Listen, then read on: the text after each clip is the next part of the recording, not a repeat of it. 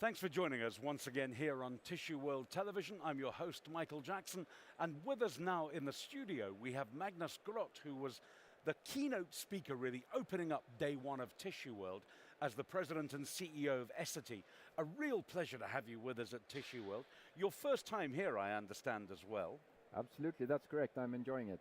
Awesome. And the key elements of your presentation, sir, you were looking at trends and change, and the way that your own organization really is changing quite remarkably. An old-fashioned industry, but you've brought new life to it.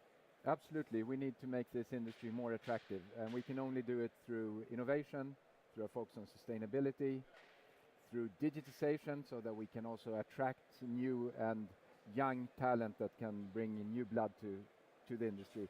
Lots of people were saying beforehand that it's almost very hard to see innovation in tissue and toilet papers right now. You brought some innovations with you. I showed some examples, the coreless tissue, toilet tissue, yeah. The household towel in a box. Just some examples that even today it's possible to differentiate, to add innovation, to build strong brands, and in that way also making the industry more attractive for all stakeholders, not only for investors, but also for young persons looking for a job, for our own employees, of course, and of course, more important than anything else, for the consumer, the user of our products. You asked a very important, if not controversial question very early on in your presentation and showed us some numbers to go with that from your own company's annual report. Would you invest in the tissue industry right now? Clearly you're a strong believer in the tissue industry.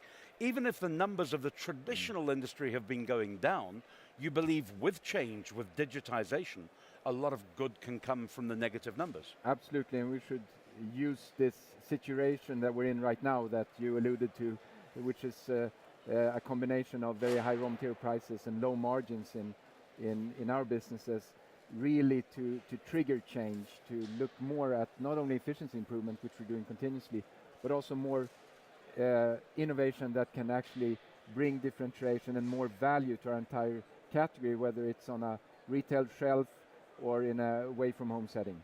And of course, with the geopolitical changes that are taking place in the emerging markets, as they're now known, there's an awful lot of opportunity in there for tissue consumption to go in for the very first time, isn't there? It remains a big opportunity in Asia. We're already seeing the growth year after year, also continuing going forward. And we're also expecting a recovery in Latin America over the next year or two. And Africa lagging far behind, but could still emerge and become a very strong consumer base as well. In the very long term, yes. We are still a little bit hesitant about Africa and focusing very much on Latin America, on Eastern Europe and Russia, and on Asia. One of the other things that you mentioned was it's quite difficult in this world of digitization to attract new young blood and talent into the industry. How are you doing it from an Essity perspective? Of course, they're living in the digital world, and they're also looking at those companies which services they use as future employees.